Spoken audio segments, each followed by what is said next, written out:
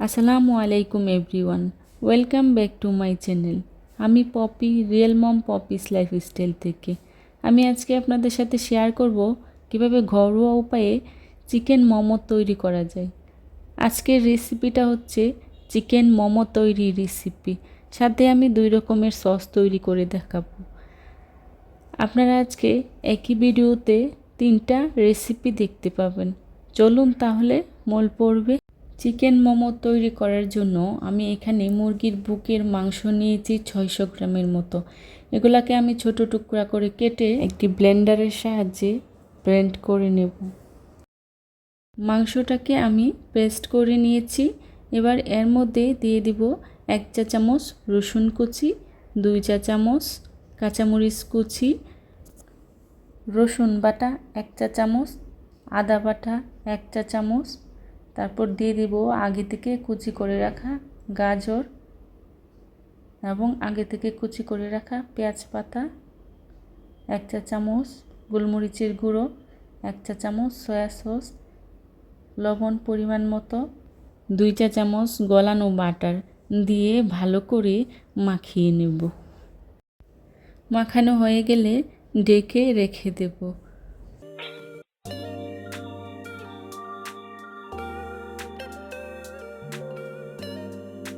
মোমো তৈরি করার জন্য এখানে একটি বাটিতে নিয়েছি ময়দা 1 কাপ, লবণ 1/2 চা চামচ, সাদা তেল 1 চা চামচ দিয়ে ভালো করে মিশিয়ে নেব। তারপর অল্প অল্প পানি দিয়ে আমি একটা গোলা তৈরি করে নেব। গোলাটা শক্ত হবে না, আবার নরমও হবে না। ভালোভাবে মধে নিয়েছি। এভাবে আমি একটি গোলা তৈরি করে নিয়েছি। এখন এটাকে ঢেকে 30 মিনিটের মতো রেস্টে রেখে দেব। এবার চুলায় একটি প্যান বসিয়ে দিয়ে দেব রান্নার রেগুলার তেল 1/2 কাপ। এর মধ্যে দিয়ে দিব রসুন কুচি। রসুনটা আমি ভালো করে ভেজে নেব। ভেজে রসুনটাকে আমি উঠিয়ে নেব। যারা এখনও লাইক দেননি, একটি লাইক দিয়ে ভিডিওটি দেখবেন প্লিজ। আজকে আমি মোমোর 2 রকমের সস তৈরি করে দেখাবো। এখন সস তৈরি করার জন্যে আমি একটি বাটিতে নিয়েছি 2 চা চামচ চিলি ফ্লেক্স। এর মধ্যে দিয়ে দিব 1 চা চামচ সাদা তিল, লাল মরিচের গুঁড়া 1 চা চামচ, রসুন কুচি 1 চা চামচ, দিয়ে দিব রসুন ভাজা তেল, দিয়ে আমি চিলি অয়েল তৈরি করে নেব। তেলটা অবশ্যই গরম থাকতে থাকতে দিতে হবে, ঠান্ডা করে দেওয়া যাবে না। গ্রিন সস তৈরি করার জন্য আমি এখানে নিয়েছি 1/2 কাপ দই, আগে থেকে ফাটিয়ে নিয়েছি। এর মধ্যে দিয়ে দিব 1 চা চামচ কাঁচামরিচ বাটা, 1 চা চামচ ধনিয়া পাতা বাটা, 1/2 চা চামচ আদা বাটা, 1/2 চা চামচ রসুন বাটা, জিরা বাটা 1/2 চা চামচ, চিনি 1 চা চামচ দিয়ে ভালো করে মিশিয়ে আমি গ্রিন সসটা তৈরি করে নিয়েছি। আর ওইদিকে যে ডোটা মেখে রেখেছিলাম ওইটাও সফট হয়ে গেছে। এখন এখান থেকে অল্প অল্প ডো নিয়ে আমি রুটি তৈরি করে নেব। আমার রেসিপিটা যদি আপনাদের কাছে ভালো লেগে থাকে তাহলে অবশ্যই লাইক, কমেন্ট, শেয়ার এবং সাবস্ক্রাইব করে পাশে থাকা বেল আইকনটি অন করে দিবেন, যাতে করে আমি ভিডিও ছাড়ার সাথে সাথে আপনাদের কাছে পৌঁছে যায়। আপনাদের একটি লাইক এবং একটি কমেন্ট আমাকে নতুন নতুন ভিডিও বানানোর উৎসাহ জাগায়।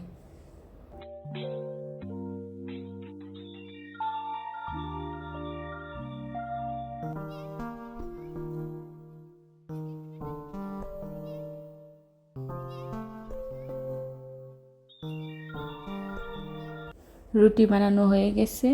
এবার একটি স্টিলের বাটির সাহায্যে আমি ছোট ছোট করে মোমো শেপ তৈরি করে নেব।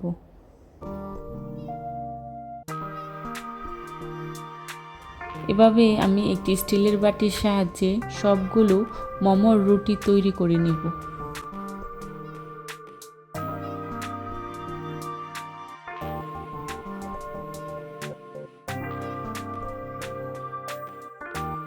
সবগুলো রুটি আমি বানিয়ে নিয়েছি। রুটিগুলোকে আমি বেশি পাতলাও করি নাই, আবার বেশি ঘনও করি নাই। এখন আমি আপনাদেরকে মোমো তৈরি করে দেখাবো। এর জন্যে আমি এখান থেকে একটি রুটি নিয়েছি। এর মধ্যে দিয়ে দিব মাংসের কিমা দিয়ে আমি এভাবে 2 হাত দিয়ে চেপে চেপে তৈরি করে নেব। এটাই হচ্ছে মোমো তৈরি করার সবচেয়ে সহজ প্রসেস। যারা মোমো তৈরি করতে পারেন না, এই প্রসেসটি ফলো করলে খুব সহজেই মোমো তৈরি করে নিতে পারবেন। আমি আরও একটি তৈরি করে দেখাচ্ছি। এভাবেই আমি সবগুলো মোমো তৈরি করে নিয়েছি।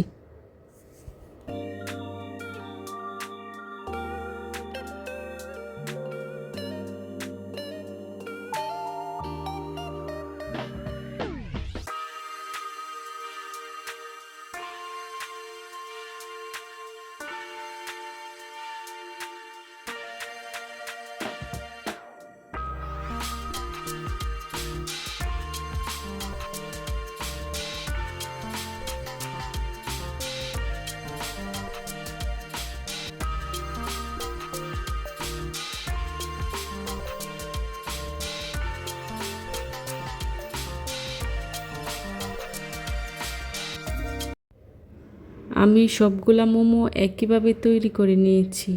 এবার এগুলাকে ভাপে দেওয়ার জন্য একটা স্ট্রেনারে তেল ব্রাশ করে নেব।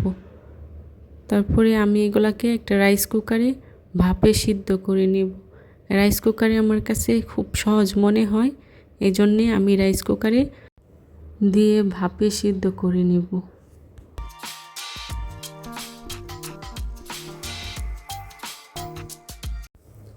সবগুলো মোমো স্ট্রেনারে দিয়ে দিয়েছি। এবার 10 মিনিটের মতো ভাপে সিদ্ধ করে নিব। ফিরে এলাম 10 মিনিট পর। মোমোগুলো সিদ্ধ হয়ে গেছে। এবার নামিয়ে পরিবেশন করব। আমার রেসিপিটি যদি আপনাদের ভালো লেগে থাকে তাহলে বাসায় একবার হলেও ট্রাই করে দেখবেন। আমি যে 2 রকমের সস তৈরি করেছি ওই সসের সাথে এখন মোমোগুলোকে পরিবেশন করব। দেখুন মোমোগুলো কত সুন্দর হয়েছে। আর এই সস দিয়ে মোমোগুলা খেতে অনেক মজা হয়। আজকের মতো এখানেই বিদায় নিচ্ছি। সবাই ভালো থাকবেন, সুস্থ থাকবেন। আল্লাহ হাফেজ।